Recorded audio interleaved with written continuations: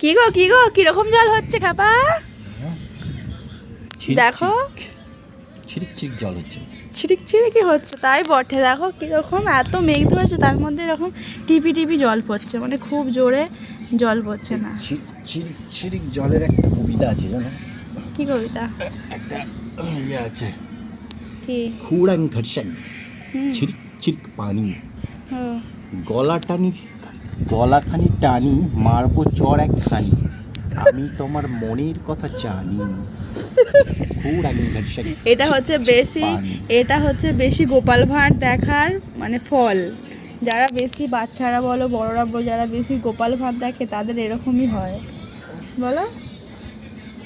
খুড়াং ঘর্ষণ ছিরিক ছিরিক পানি, গলাখানি টানি মারবো চড় একখানি, আমি তোমার মনের কথা জানি।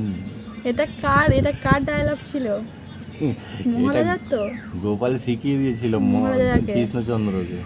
ও সেই চুরি করতে সিট কাটছে, তারপরে মহারাজা উপর থেকে বলছে, মানে মহারাজা কিছুই জানেন, ও এমনিই তোমাদের বলেছে। কে এরকম গোপাল ভাঁড়ের পোকা কমেন্ট করে জানিও। আমার বড়মশাই তো প্রচুর গোপাল ভাঁড়ের এখনো পোকা। চলছে? এখনো চলছে, পেছনে আওয়াজ পাচ্ছ নাকি জানি না। তো যাই হোক, আর এই দেখো এখন বৃষ্টি হচ্ছে, এই পুকুরটা দেখলে বুঝতে পারবে। ও বাবা, আমার ক্যামেরা অত দূর টানতে পারছে না।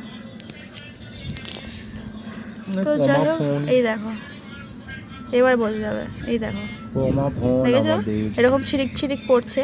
আর ফোনটার আমার প্রচুরই খারাপ অবস্থা, পুরো সামনে একদিন দেখাবো তোমার সামনেটা, পুরো এখানে পুরো সামনে স্ক্রিন চটে চলে যাচ্ছে। তারপর অনেক দিন হয়ে গেছে ফোনটা। ফোনের এমনি জান কমে যাচ্ছে। তো চলো, এরকমই বৃষ্টি হচ্ছে, আবহাওয়াটাও বেশ নরম আছে, বেশ ভালোই হাওয়াও দিচ্ছে, তাই জন্য আমার জানালাতে বসে আছি। ঠান্ডা ঠান্ডা